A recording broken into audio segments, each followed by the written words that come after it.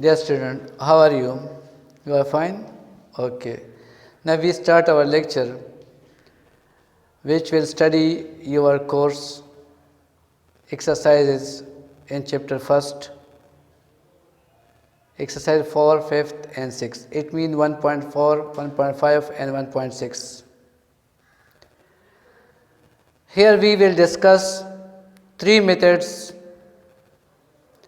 First, the most important, which is used in all these exercises, that is called how you will determine multiplicative inverse.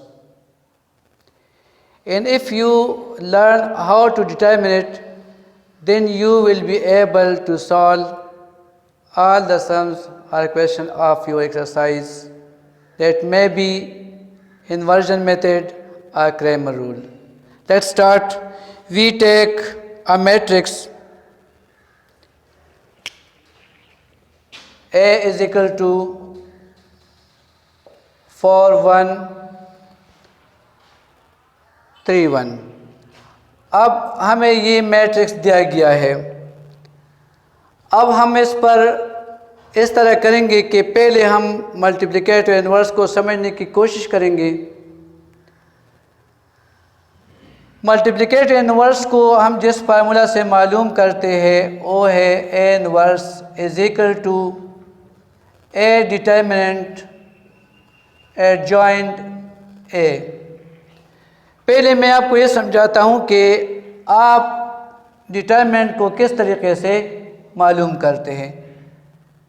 If we take this matrix A is equal to 4, 1, 3, 1 and I give you it specific alphabetical order, that is A, B, C and D.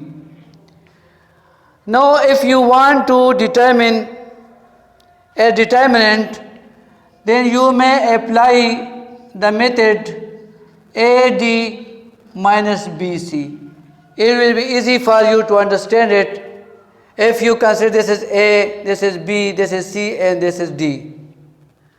Now look at the value of A is 4, the value of D is 1 minus the value of B is 1 and that is the value of C is 3. Now you obtain from it 4 minus 3 is equal to 1. Now remember, from here you can observe that if the multiplicative inverse of it is possible or not.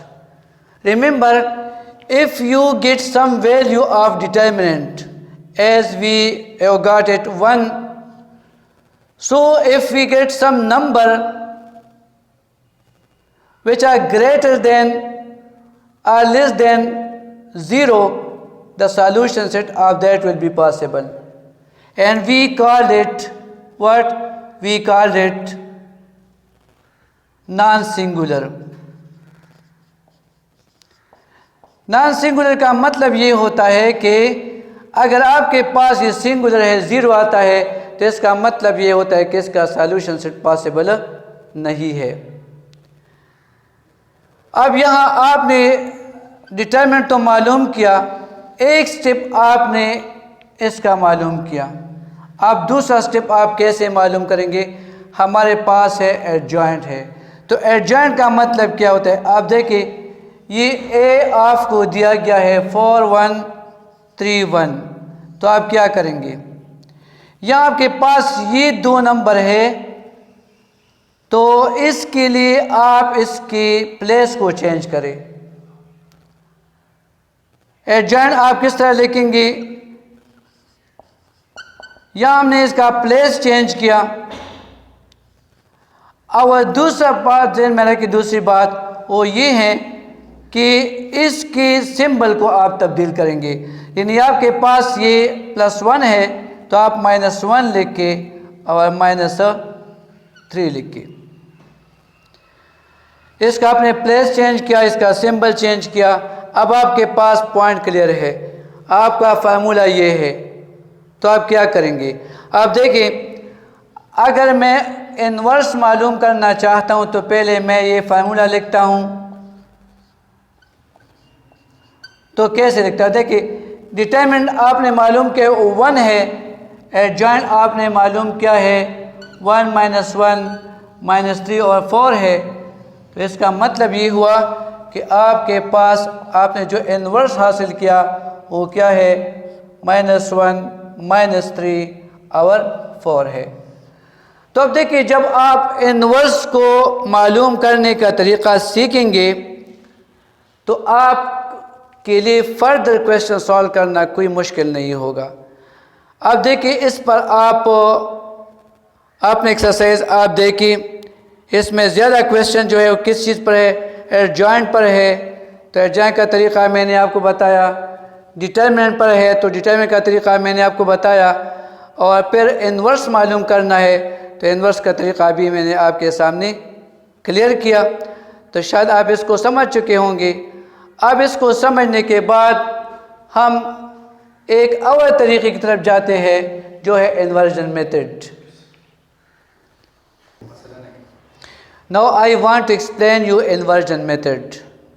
Inversion method क्या है? लफ्ज़ पर सोचे। Inversion मतलब ये कि इसमें भी इन्वर्स का मालूम करना ज़रूरी है। तो अब देखिए, मैं आपके बुक एक्सरसाइज 1.6 का पहला क्वेश्चन लेता हूँ। 2x + 3y = -1 and x - y = 2। अब देखिए, पहले तो हम इसको इस तरह करते हैं कि हम इसको मैट्रिक्स फॉर्म में लिखते हैं। मैट्रिक्स फॉर्म में लिखने का तरीक़ा ये है कि इसके कोएफिशिएंट को आप अलहदा करें। अब देखिए, इसका कोएफिशिएंट जो ये 2 है, इसका 3 है, यहाँ 1 है और यहाँ -1 है। फिर आप इसके वेरिएबल ले लें, x y ले लें और जो इक्वल है आप इसको इस तरह ले लें -1 2। तो फिर अपनी आसानी के लिए, सहूलत के लिए मैं आपको फार्मूला लिखता हूँ। x = a inverse b। तो यहाँ क्या है? आपके पास 3 चीज़ों का होना ज़रूरी है। वो 3 चीज़ें कौन से हैं?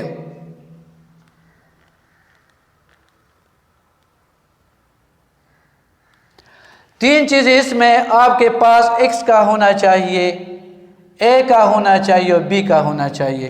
तो चलो मैं आपको समझाता हूँ। ये आप x कंसिडर करें, ये आपके पास a है, ये आपके पास b है। तो अब देखिए, पहले मैं इसके लिए जो है a इन्वर्स मालूम करता हूँ। तो मैं a को लेता हूँ, a = 2 3 1 -1। और फिर मैंने जिस तरह आपको इन्वर्स मालूम करने में बताया कि हम इसका पहले डिटरमिनेंट मालूम करते हैं, इसको हम a कहते हैं, b c और d लेते हैं। तो जब हम डिटरमिनेंट मालूम करते हैं तो क्या करते हैं? a d - b c। तो हम यहाँ a की वैल्यू लिखते हैं, d की वैल्यू लिखते हैं, फिर b और c की वैल्यू लिखते हैं। तो हमारे पास क्या आता है? अब देखिए, a = -2 और -3। तो अब हमारे पास आता है -5। जिस तरह मैंने आपको बताया था इन्वर्जन में कि अगर ये 0 के बराबर नहीं है तो इसका सॉल्यूशन सेट जो है वो पॉसिबल है। यहाँ आप देखिए, a को मैंने मालूम किया, फिर आप क्या करेंगे? आप एडजॉइंट a को मालूम करें। एडजॉइंट a आप इस तरह मालूम करें, इस तरह मैंने आपको बताया। इन दोनों का आप प्लेस चेंज करें और इस बाकी का आप साइन चेंज करें। अब देखिए, यहाँ मैंने इसका प्लेस चेंज किया, 2 की जगह -1 लाया और -1 की जगह 2 लाया और इसका साइन चेंज किया।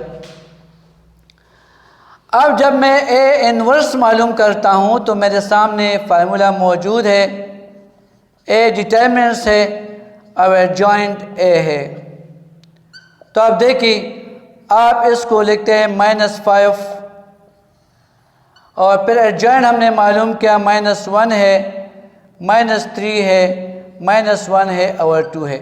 अब मैं आपको यहाँ ये समझाऊं कि अगर आप यहाँ मल्टीप्लाई करें तो आप ऐसा भी कर सकते हैं, लेकिन अगर आपके लिए डिफ़िकल्ट हो तो इस तरह करें। पहले आपने लिए फार्मूला लिखी, x = a इनवर्स b है, फिर इसमें आप वैल्यू पुट करें। ये हमारे पास x y है, a इनवर्स हमने मालूम किया 5 और आप देखिए -1, -3, -1 और 2 हमारे पास है। b की वैल्यू क्या है? b की वैल्यू है -1 है और दूसरा हमारे पास 2 है। अब आप देखिए हम इसकी मल्टीप्लिकेशन किस तरह करते हैं। तरीका ये है कि आप यहाँ हॉरिजॉन्टल अरेंजमेंट आपके पास रो कहलाता है और जो वर्टिकल है वो आपके पास कॉलम कहलाता है। अब हम क्या करेंगे, इस तरह करेंगे कि इस रो के फर्स्ट एलिमेंट को कॉलम के पहले एलिमेंट से मल्टीप्लाई करेंगे और दूसरे को हम दूसरे से मल्टीप्लाई करेंगे। अब देखिए क्या बनता है, एक्स वाई आपके पास हासिल होता है 1/5 = क्या है 1। अब यहाँ मल्टीप्लाई करें तो माइनस और माइनस आपके पास प्लस आता है, +1 है और -6 है। कितने ईजी है, देखें मुश्किल नहीं लेकिन सोचने की बात है। फिर आप इस तरह करें कि दूसरे रो को आप कंसिडर करें और दूसरे रो को कॉलम से मल्टीप्लाई करें, इससे और इसको इससे मल्टीप्लाई करें तो आपके पास क्या आएगा 1 और 4 आपके पास आएगा। अब देखिए सॉल्यूशन की तरफ हम जा रहे हैं। फिर आप एक्स वाई ले लें और आप क्या करेंगे, -1 और 5 आपने हासिल किया तो आप -5 और +5 आपके पास हासिल होता है। अब कितने ईजी है देखिए। अब हम क्या करेंगे, -1 और 5 को हम दोनों से मल्टीप्लाई करेंगे तो आप देखिए -1 और 5 मल्टीप्लाई बाय -5 एंड -1 और 5 मल्टीप्लाई बाय 5। आप देखिए हमने ये हासिल किया, ये हमारे पास एक्स वाई है। तो अब देखिए 5 1 ज़ा 5 एंड 5 1 ज़ा 5 तो कितने जीता। अब हम सॉल्यूशन सेट लिखते हैं तो क्या लिखते हैं, हमारे पास एक माइनस और माइनस को मल्टीप्लाई करें तो आपके पास +1 आता है और यहाँ आपके पास -1 है। तो इसका मतलब ये है कि आप बहुत इजी तरीके से हल कर सकते हैं, लेकिन पहले आपको ये समझना है कि मुझे एक सवाल को अंडरस्टैंड करना है। If you understand the question then it will become easy for you to solve it. Okay, now we come to the next method, that is Cramer rule. अब क्रेमर रूल क्या है, ये तीसरा तरीका जो हम लेते हैं।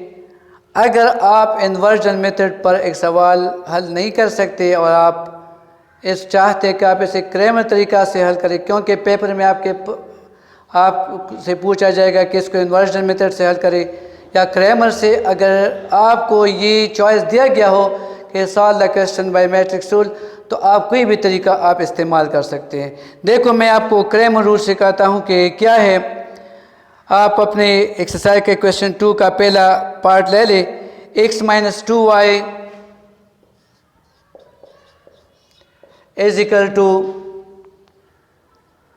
5 है और दूसरा है 2x - y = 6। अब देखिए इसके लिए इन्वर्जन मेथड भी है, लेकिन वो तरीका मैंने आपको समझाया। फिर हम क्रेमर रूल लिखते हैं।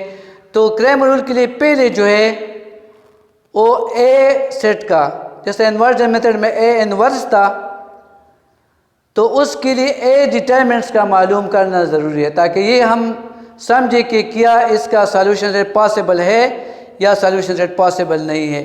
देखो मैं इसको मैट्रिक्स रूल में लिखता हूँ 1 - 2 2 और -1। फिर हम लिखते हैं एक्स वाई और 5 6। तो तो ठीक है, वो हाँ मैंने आपको लिखाया था ये x है, ये a है और ये b है। तो यहाँ क्रैमर रूल में हमारे पास ज़रूरत किस चीज़ की होगी? पहले हम a को लेंगे। जब हम a को लेते हैं 1 माइनस 2, 2 माइनस 1, तो हम इसका डिटरमिनेंट्स मालूम करते हैं कि इसका डिटरमिनेंट क्या है। तो अब देखिए वही तरीक़ा मैंने जो आपको लिखवाया था कि आप a b c d लिखते हैं, आप a d minus b c लिखते हैं। 1 multiply by minus 1 minus 2 multiply by 2 minus 1। अब देखिए यहाँ माइनस 1 है और यहाँ आपके पास प्लस 4 है, तो आपके पास 3 आता है। तो इसका मतलब ये होता है कि आपके पास अगर 3 आता है तो इसका सॉल्यूशन सेट जो है आपके लिए पॉसिबल है। अब यहाँ एक दूसरी पॉइंट ज़हन में रखिए, इसमें हमारे लिए जब हम x मालूम करते हैं तो हम ax डिटरमिनेंट लेते हैं और उसको a डिटरमिनेंट पर डिवाइड करते हैं, और जब हम y मालूम करते हैं तो y डिटरमिनेंट लेकर हम इसको a के वैल्यू पर डिवाइड करते हैं। तो मतलब ये है कि अब आपको ये समझना है कि हम x कैसे मालूम करेंगे। देखिए मैं आपको समझाता हूँ, तरीका बिल्कुल इजी है। आप x मालूम करना चाहते हैं तो आप इस कॉलम को ड्रॉप करें जो पहला आपके पास कॉलम है, और इसकी जगह b के वैल्यू के आप उसको इंटर करें। तो आप क्या करेंगे, यहाँ आप 5 और 6 लिखेंगे और इसकी वैल्यू आप अपनी जगह पर, दूसरे कॉलम की वैल्यू आप अपनी जगह पर लिखेंगे। फिर वही तरीका है, जब आप डिटरमिनेंट्स इसका मालूम करते हैं तो क्या है, ये वही है a b c d है। तो आप क्या करेंगे, 5 को आप -1 से मल्टीप्लाई करेंगे और -2 को आप 6 से मल्टीप्लाई करेंगे। तो आप देखिए आपके पास आता है 7। ये तो हमने ax की वैल्यू को मालूम किया।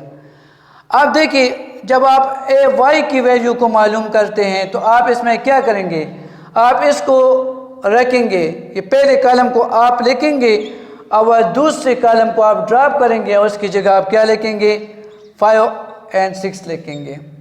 तो x के लिए आपको पहला कॉलम ड्रॉप करना होता है और y के लिए आपको सेकंड कॉलम ड्रॉप करना होता है। अब देखिए आप जब इसकी वैल्यू मालूम करते हैं तो वही तरीका है, 1 को आप 6 से मल्टीप्लाई करें और 5 को 2 से मल्टीप्लाई करें तो आपके पास क्या आता है, -4 आता है। यहाँ आप देखिए अब आपका फार्मूला आपके सामने है, ax को भी हमने मालूम किया, a डिटरमिनेंट को भी हमने मालूम किया। अब हम इस तरह करते हैं कि ये फार्मूला लेकर फार्मूला लिखते हैं और इसमें इसकी वैल्यू को एंटर करते हैं। तो आप देखिए x की वैल्यू आपके पास क्या है, 7 है और इसकी वैल्यू जो है 3 है। इस तरह आप y की वैल्यू मालूम करना चाहते हैं तो आपके पास y है, तो y की वैल्यू आपके पास क्या है, -4 है और इसकी वैल्यू इसकी वैल्यू 3 है। तो अब देखिए आपके पास जो सॉल्यूशन सेट आता है वो क्या आता है, आपने x की वैल्यू भी हासिल की और आपने y की वैल्यू भी हासिल की। तो ये क्रैमर रूल्स है। क्रैमर रूल आप इस तरीक़ा से क्वेश्चन को सॉल्व करेंगे, इन्वर्जन मेथड है। तो आप देखिए आज के लेक्चर में जो हमने आपको पढ़ाया, आप ब्लैक बोर्ड पर आपके सामने जो हमने इस पर हल किया भी, आप इसको पढ़े समझने की कोशिश करें, और अगर फिर भी आप कोई बात आपकी समझ में ना आए तो बिलाशुबा आप पूछ सकते हैं, हम इसका आंसर आपको ज़रूर देंगे।